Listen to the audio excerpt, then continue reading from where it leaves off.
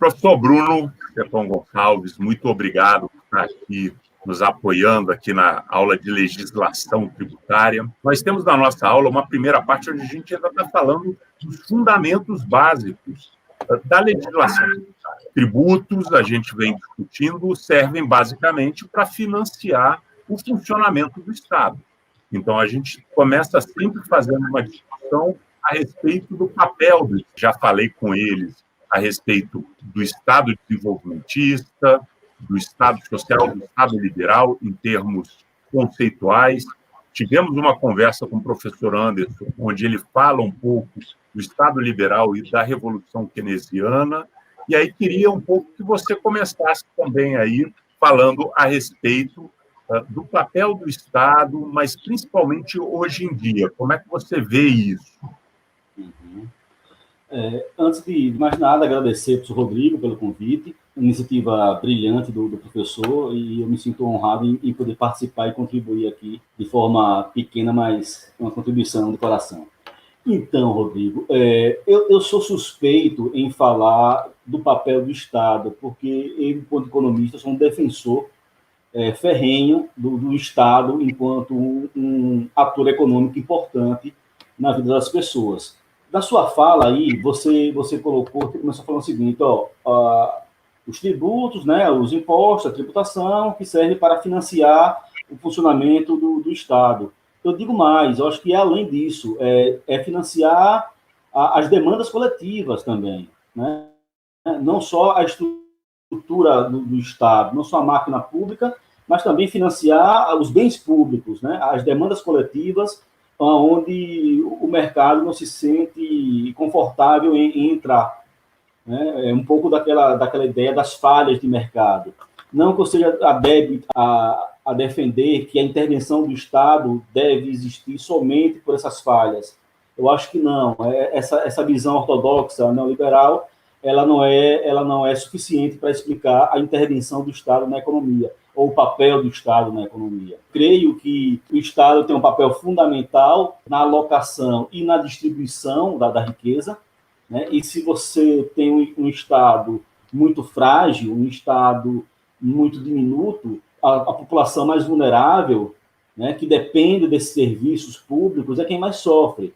Tá? Então, a presença do Estado, ela vai para além do seu funcionamento, né, do seu financiamento, da sua máquina, mas vai também para garantir a dignidade aos grupos mais vulneráveis, na oferta de saúde pública, da educação pública, né, de segurança pública, enfim, de justiça, direito à justiça, acesso à justiça. Então, creio que o Estado tem um papel fundamental na garantia da promoção da dignidade humana. Se a gente partir do princípio, do conceito de que o Estado ele não é um ator passivo na economia, ele é um ator que, inclusive, vai subsidiar o mercado. Né? Ele, inclusive, além de ofertar bens públicos, ele tem o papel de regular aquela oferta em que o mercado não está disposto a assumir. Né? E aí a gente parte um pouco daqueles conceitos de incerteza do Keynes, que é o seguinte, a incerteza é a probabilidade que não é mensurada. O risco ele é mensurado. Então, o mercado está disposto até a assumir um risco. Mas quando há incerteza nesse investimento, ele não entra, porque a incerteza ela não é calculada. Então, quem é que está para assumir a incerteza? Esse investimento que tem um grande grau de incerteza é o Estado. Né? E aí, puxando um pouco o peixe para o meu lado, quando você vai falar, por exemplo, de investimentos em inovação, em ciência e tecnologia, que é o tema da minha tese, o Estado tem um papel fundamental, porque o investimento em inovação ele tem um grau de incerteza muito grande. Então, aqueles investimentos públicos, aqueles investimentos em inovação, inovações radicais, não era o mercado que assumia. Sempre foi o Estado, desde as grandes ferrovias, desde da internet, né, da biotecnologia, da indústria farmacêutica. Você vai ver, há um componente pesado do Estado nesse tipo de investimento. Vamos entrar mesmo aí no tema da sua tese, que você defendeu agora em fevereiro, né? A política de inovação. Você falou aí várias coisas. Por exemplo, a indústria farmacêutica. Quando você pensa na indústria farmacêutica, você está pensando na Pfizer, você está pensando na EMS, você está pensando em grandes empresas privadas. Como é que o Estado ajuda isso? Quando você pensa, por exemplo, na aviação, estamos pensando na Boeing, estamos pensando na Airbus, que são grandes empresas privadas. Então, como é que o Estado entra e atua ajudando, por exemplo, no tema que você discutiu, que é a inovação tecnológica? Perfeito, perfeito. Então, o Estado entra, porque a inovação, ela passa basicamente por 3 estágios. A pesquisa básica, o desenvolvimento da tecnologia e a sua transferência, e a sua comercialização. É nessa pesquisa básica que o Estado entra de forma forte no Brasil, principalmente. O mercado, ele não tem um olhar muito sensível à pesquisa básica. Por quê? Porque é incerto, porque tem risco, porque demanda tempo. E aí o cara não quer jogar dinheiro numa pesquisa que vai levar 10, 15, 20 anos, sem saber se aquilo ali vai ser comercializado no futuro. Então, o Estado tem um papel fundamental justamente nesse processo, nessa ponta do processo, que é a pesquisa básica, a pesquisa científica. Daí a importância das universidades públicas, que é quem faz pesquisa no Brasil. Você tem poucas empresas privadas que têm laboratórios de pesquisa, de P&D, a não ser aquelas grandes multinacionais que conseguem fazer isso, mas, em geral, quem desenvolve pesquisa no Brasil é o Estado, através das universidades públicas. E mesmo quando você olha, por exemplo, a principal empresa que eu acho que faz pesquisa no Brasil é a Petrobras, que é uma empresa pública, né, que tem o CENPES, que é o Centro de Estudos Nacionais de Petróleo e Energia, que é ligado ao FRJ. Então, na verdade, você tem uma articulação entre empresa, universidade e Estado, né? O que é uma coisa comum em todos os países do mundo. Perfeito, que é aquela teoria lá da hélice tríplice, né? Que é esse elo, esse conjunto entre academia, Estado e a firma, e as empresas, para desenvolver P&D, para desenvolver inovação. Sem esses 3 atores, você tem um negócio meio que capenga. Então, olha aí o Estado, mais uma vez, participando do processo. E ele entra onde? Como você bem perguntou, ele entra no fomento à pesquisa básica. Sem pesquisa básica, não tem tecnologia. Tecnologia não vem do nada, né? Aquela ideia meio fantasiosa não, ingênua, né? Melhor falando, de que toda a inovação surge do fundo do quintal de um gênio, isso é romântico demais, né? Nem todo mundo é o Bill Gates, é o cara que vai lá e na garagem de casa. Isso é meio que, né, jogar confete no negócio. A coisa é mais complexa, não é tão simples assim. Não é eu ser inventivo, abrir na minha garagem uma oficina e eu vou criar inovação. Isso não é pertinente, né? O que existe é investimento. Inovação, ciência e tecnologia se faz com investimento. Então você vê, né? Quando a gente olha para os países ricos no mundo, né? Você não tem nenhum país rico que é um país agrícola. Todos os países ricos são países industriais.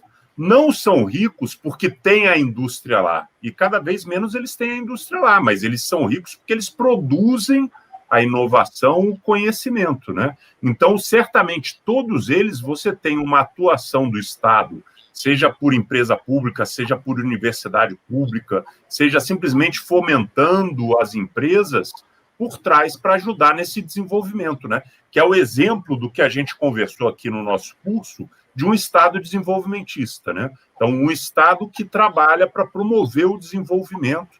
Isso significa um Estado que trabalha para promover a inovação tecnológica, que é o que traz efetivamente o desenvolvimento nos dias de hoje, né? Perfeito, perfeito. E aí, nós temos 2 professores que tratam muito bem dessa abordagem, que estão na pista da onda hoje em dia, que é o professor Paulo Gala, que trata da questão das complexidades econômicas, né? Então, quanto mais complexa uma economia, mais desenvolvida ela é. Você colocou isso muito bem. Não há nenhuma nação rica que não seja industrializada, né? Não é o agro é pop que vai levar essa nação à prosperidade. E a professora Mariana Mazzucato, né? Que fala do papel do Estado empreendedor.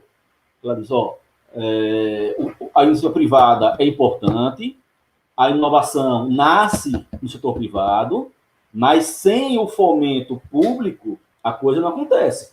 Porque o Estado, mais uma vez, não está O Estado não, perdão. O mercado não está disposto a assumir a incerteza que está em volta do investimento em inovação.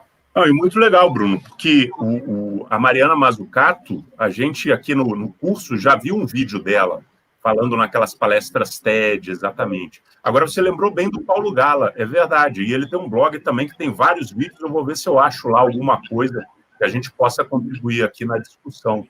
Realmente são dois caras bem interessantes, eu acompanho eles também com bastante interesse.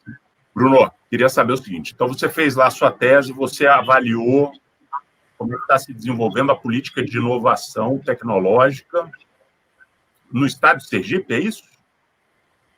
Não, em todos os estados. Eu fiz um estudo regional. Então, eu peguei os 27 estados e fiz uma análise em painel. Tá, e aí quais são os resultados do seu estudo? O que aponta? Perfeito. Qual era a nossa ideia? Era qual? Era correlacionar, era mostrar que, de fato, a inovação e o investimento público em inovação tinham um impacto direto no desenvolvimento dos estados. Então, para isso, eu peguei uma proxy de desenvolvimento, que foi o PIB dos estados. Não conheço uma proxy melhor que essa. PIB todo mundo usa isso. Para inovação, eu construí um indicador através de uma técnica de estatística multivariada, que foi a ACP, e aí eu peguei vários indicadores de entrada e de saída para ciência e tecnologia e construí um indicador, que eu chamei de indicador de esforço inovativo, ciência e tecnologia, né? E aí joguei isso tudo numa regressão de painel, no modelo em painel. E aí, o que foi que a gente identificou? A gente identificou que, sim, tanto o investimento público dos estados, quanto esse esforço inovativo dos estados, tem um impacto positivo no PIB dos estados. Aí você vai me perguntar, sim, Bruno, mas é um impacto extremamente significativo? Bem, não tanto, tá? Porque existem estados e estados. O Brasil ele é muito heterogêneo, então você tem uma complexidade muito grande e você tem uma assimetria muito grande, tanto regional quanto intrarregional. Se você pegar São Paulo, por exemplo, você percebe que esse efeito é extremamente elevado. Porém, no modelo, São Paulo é um outline, ele está muito fora da média, né? O seu desvio padrão é enorme. Mas se você pega, por exemplo, Sergipe, Alagoas, apesar do impacto desse investimento público e desse esforço inovativo ser positivo em relação ao PIB dos estados, é pequeno. É pequeno, tá? Mas é positivo. É positivo. E aí cabe ao Estado entender sua vantagem comparativa e tentar melhorar a sua complexidade econômica. Porque também não adianta você jogar dinheiro em P&D em algo que tenha pouco valor agregado. Mas, em geral, é isso. Assim, há um efeito positivo do gasto em P&D e no esforço inovativo dos estados com o seu crescimento econômico. Aí agora você vê só, né? A gente falando do papel do Estado, quando eu falei com o professor Anderson, ele falou o seguinte, assim, que ele foi estudar um tema, aí ele percebeu que ele precisava antes discutir o federalismo, e aí ele precisava antes discutir o papel do Estado. Né? Você vê como é que esses temas sempre vão puxando um para o outro. Né? Você falou que você estudou no Brasil a questão da inovação tecnológica, e aí você abre para estados. E aí você fala do investimento e do desenvolvimento de cada estado. Então, a gente chega num outro tema que a gente trabalha aqui, que é a questão da centralização ou descentralização. A gente vai discutir a fundo, quando entrar na segunda parte da nossa aula, a questão da centralização ou centralização tributária, fiscal, né? Mas hoje já eu queria que você trouxesse uma palhinha de como é que você vê esse dilema.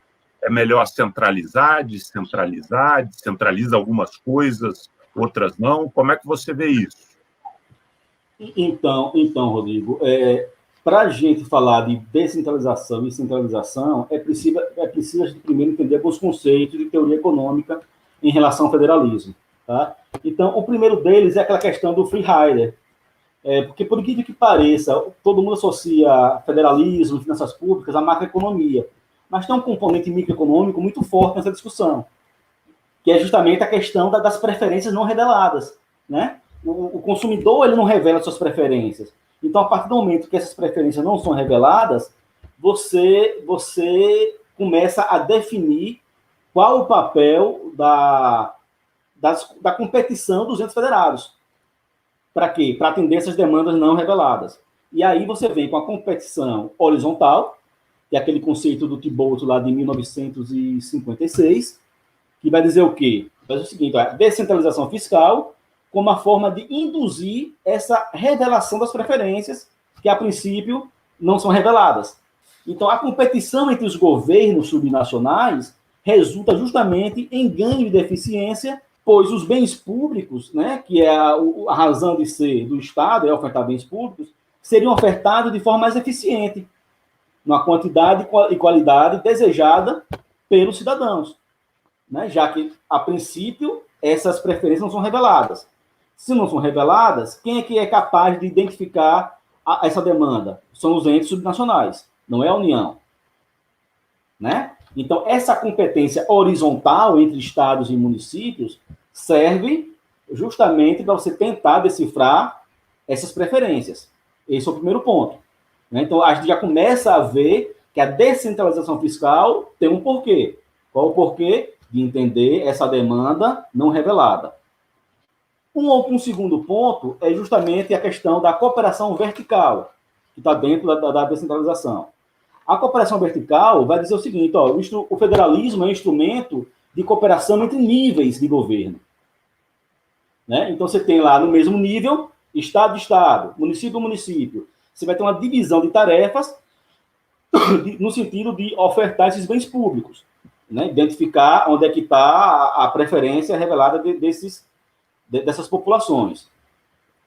Dentro dessa cooperação vertical, aí você vai ter o desequilíbrio horizontal, que, mais uma vez, é o desequilíbrio que tem não entre a União e os estados e municípios. Esse desequilíbrio é mais evidente, né, mais claro. Mas o desequilíbrio entre Estado, município. Qual o desequilíbrio que há entre Alagoas e Sergipe? Qual o desequilíbrio que há entre Caraíbas e Arapiraca? Né? Então, esses desequilíbrios entre o mesmo nível federativo também serve para explicar como é que os bens públicos serão ofertados. Né? Então, essa rivalidade é importante nesse sentido. Né? O cara que está lá em Caraíbas, muitas vezes, não tem um serviço de saúde que atenda a sua demanda. Então, ele tem que ir para onde? Para Arapiraca, tem que ir para Maceió e assim por diante. O cara está em Maceió, não tem um atendimento de saúde que resolve o problema. Ele vai para São Paulo, né? Enfim, e por aí vai. E o outro desequilíbrio é o desequilíbrio vertical, que aí já é entre níveis diferentes, que é esse entre Estado, ou municípios, e a União. E aí você tem uma série de fatores que determinam esse desequilíbrio vertical. Primeiro, a falta clara de definição das responsabilidades dos gastos. Quem gasta o quê? Né? Aí vem toda aquela discussão da educação, da saúde, se municipaliza, se é o Estado, se é a União que é responsável. Não, o ensino superior fica com a União, o ensino médio fica com o Estado, o ensino fundamental com o município. Segundo ponto, a maior concentração de receita tributária, né, e aí vai dentro do coração da sua disciplina, pelo governo federal. Por mais que tenha havido uma descentralização política, né, dos entes federados, a concentração econômica é muito grande na União ainda. Né? Muitos dos tributos estão concentrados na União. E o terceiro ponto são as externalidades que aparecem no sistema federativo.